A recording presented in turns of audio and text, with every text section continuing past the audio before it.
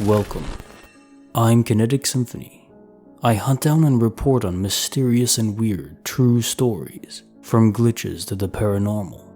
This is my weekly compendium of case reports between the 14th to the 19th of July 2021, case files number 184 to 189. Case file number 184, written by Eye of the Tiger. What do bald men have to do with glitches? Find out now. Something you should know is that I have a very silly sense of humor. I don't tell dad jokes. I tell ancient grandpa jokes. Jokes so corny they make everyone groan and roll their eyes. This is relevant because I sometimes think of a good pun and then sit on it for ages before dropping it at just the right moment. Sometime late last year, a funny phrase popped into my mind. It had to do with the old balding pilots who fly for one of our nation's biggest air travel businesses, American Airlines. I giggled to myself, imagining it as a slogan above a beaming man in a flight uniform, arms akimbo, hairline so receded it's behind his ears, scalp thinning proudly. Later, I decided it would be funnier to have three old pilots standing together, all in various stages of male pattern baldness. Might make a funny little comic or doodle. For some reason, that phrase kept coming back to my mind for months. American Airlines. I didn't think much of it since I'm always collecting and mulling over silly puns. Then I forgot about it for a bit. So imagine my surprise as I'm driving into the Chicago airport last week and see a giant billboard that says American Airlines with three balding men on it. It was an ad for hair restoration. This is in no way too strange to be a coincidence, but it's still strange. I had my whole life to think of that joke, and I just happened to think of it months before this ad campaign came out. It could very well have come to me at the exact same time as it came to the creator of that ad. I think of Russell Wallace, to whom the idea of natural selection came spontaneously in a fever dream, at the same time his friend Darwin was hard at work privately on the same idea. I think of how many people attest that they jumped out of bed suddenly the moment their family member on the opposite side of the country was in trouble. I think of the 100th monkey theory and the idea that if a certain thought is loud enough or disseminated to enough people, someone might hear it without knowing where it came from. Or somebody happened to think of the same oddly specific joke around the same time as me. Case notes, file number 184.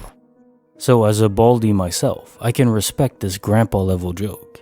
I described to the 100th monkey theory that if a thought is concentrated on sufficiently, it may be able to permeate out into the world, a sort of signal like Wi-Fi, barely strong enough to even be registered ordinarily.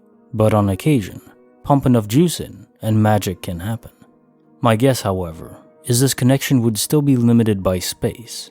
In other words, whoever was responsible for that American Airline ad likely was physically close to you during the time your mind was concentrating on crafting such flawless humor.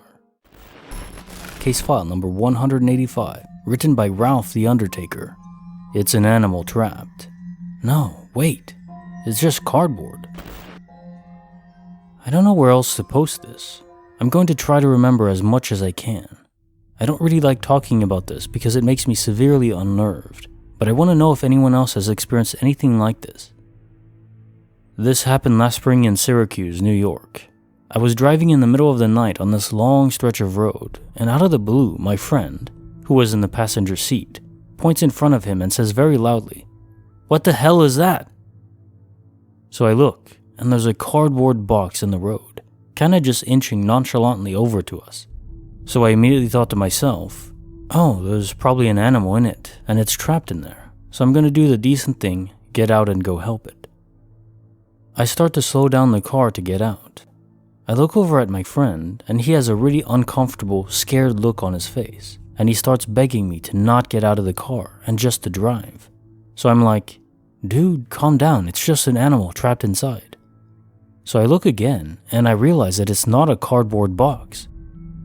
It's a freaking regular piece of cardboard, stood up straight on its ends, and it's just moving towards us. There's no freaking strings and no one around. It was a calm spring night, so there was no wind. It took me a second, but I realized what I was looking at was not normal, and I got the hell out of there. As I was driving away, I looked in my rear view, and I swear to God, this piece of cardboard, in the best way I can explain, turned around really fast to face towards the back of my car. This still comes across in my mind from time to time. Just a piece of cardboard stood straight up, walking to me. Very disconcerting and impossible. Case notes, file number 185. Makes me think to myself, I'm at the point where I've read enough stories to be fairly convinced that some kind of spirit or demon or entities beyond normal perception do exist. But could they animate otherwise inanimate objects, such as cardboard? And in your case, why would they want to? Maybe something was trying to communicate with you. Case file number 186. Written by No Way Guy. I can see through walls. This happened earlier today. I was working the evening shift at a refinery. Just me and 2 other guys. At some point, I stepped outside for a smoke, staying just a couple of meters from the open door, but not with much of a view inside. I was looking at my phone when I suddenly noticed that I had been aware of movement in my peripheral vision. Specifically, my 2 coworkers moving about our production hall, through 2 concrete walls and various production equipment. I became aware because one of them was heading towards me and would pass the open door in 3, 2, 1. What the hell? At which point I looked up and went inside to check, and yep, the other guy was exactly where I saw him too. Case notes, file number 186. Talk about a unique glitch. It's just a flat-out superpower, although not controllable by your description. At least for now. I wonder what you'll do if you can manifest control over this ability down the road. Nothing entirely pure, I'm sure. If you're enjoying this video, consider giving it a like. Now on to the next story. Case file number 187. Written by Yam SNZ. When in need, the universe will provide you a mechanic.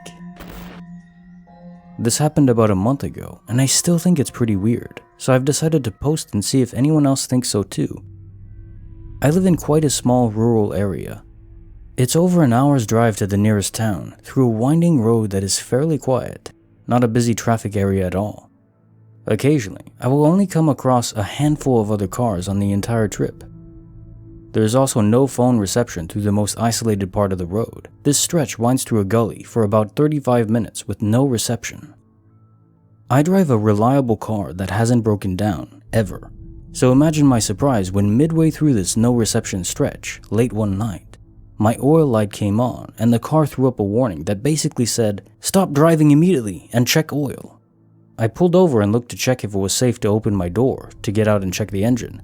That's when I noticed the car across the road. I hadn't noticed it when I pulled over as I was distracted by the oil warning, but it was a company car with the bonnet up, and behind it was a mechanic sign-written truck that said, "Roadside Assistance." Unfortunately, I don't have roadside assistance, so I just got out and put my own bonnet up. I couldn't figure out what was going on because I don't know anything about cars. By this point, both the mechanic and the lady are like, what are the odds of this happening in the same place? And I'm pretty sure they might have thought that I just pulled over because I spotted the mechanic truck. I ended up talking to them for a bit, and it turns out the lady had a satellite phone since it was a company car, and so she had reception to call for help. After he fixed her car, he fixed mine enough that I could get home safely, and we all carried on. I just think it's weird. I've never seen anyone broken down on that road before. I've never broken down before in my 10 plus years of driving. And the odds of us both breaking down in the exact same spot at that exact same time, and her having a mechanic there, was so weird. If they hadn't have been there, I don't know what I would have done. It's in the middle of winter, it was dark, and I had no way to call for help. Case notes, file number 187. There's this quote I heard, forgot where it's from, but it goes something like, "Coincidences mean you're on the correct path." I'm not a huge believer in fate, but I do think there's a certain direction we're meant to, but not universally forced, to travel in. And I think when you're on the proper path, there's signs everywhere, and life feels smooth. Case file number 188. Written by He Might Be Doc. A man repeating, or teleporting, and a strange gut feeling something is wrong. I was in a bar with some friends yesterday, and we were seated next to a big window. They started talking about work. I got a little bored and looked out the window. A somewhat odd-looking older man in a red t-shirt hobbled by. He moved slowly, had poor posture. I took a sip of my drink. I was halfway into my first drink here, and listened to my friend's conversation. They're still talking about work, so I looked back out the window. You guessed it. The same somewhat odd-looking older man in a red t-shirt hobbled by again. Same direction, same speed. There was not enough time for him to have completely rounded the block, or even double back to walk that way again. The only logical explanation I can think of is he had an identical twin walking just a block behind him. But why? So I brought it up to the group. I say, I just saw that guy walk by in the same direction 8 seconds ago. This is when it gets weirder. They all laughed boisterously. I didn't say it like it was a joke, and it didn't sound like their normal laughs. It felt forced. They quickly changed the subject to favorite animals. I didn't press further, but I have a gut feeling something weird happened.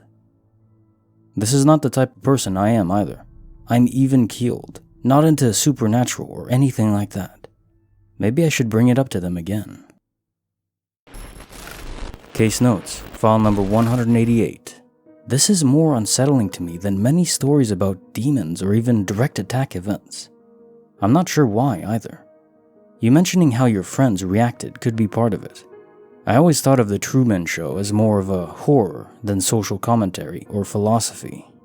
The idea that my own life isn't my own, that others are orchestrating it or planning it, is disturbing. Of course, I doubt that's what happened here, but who knows? Case file number 189, written by Stitch Lover 15. Pure intuition saved them, or was it something else? When I was 16, I stayed at my friend's house for one night in the summer. It wasn't unusual for me to spend the night at her house, and we would frequently walk a few blocks from her house to a Dairy Queen when I was there. As per usual, we were getting ready to leave, and her younger sister, about 6 years old, asked if she could come with us. We tell her she can, and the three of us head out to the garage to put our shoes on.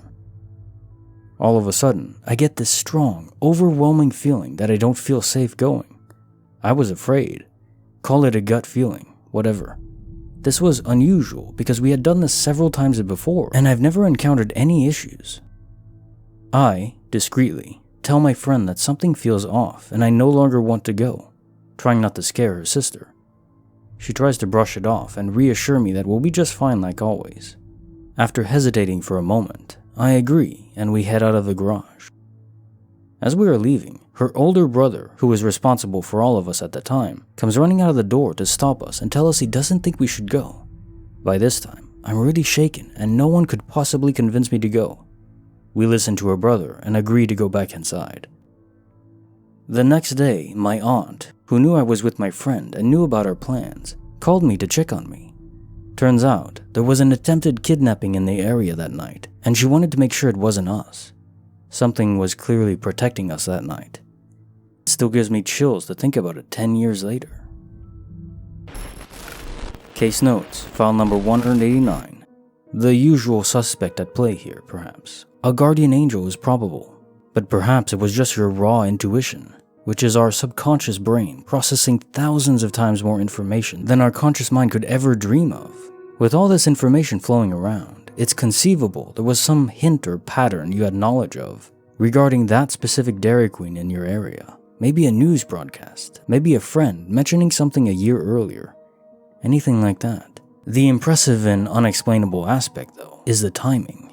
Even if you somehow knew the area could be risky, how did your mind know that exactly that night, someone would be lurking about, stalking the area for prey?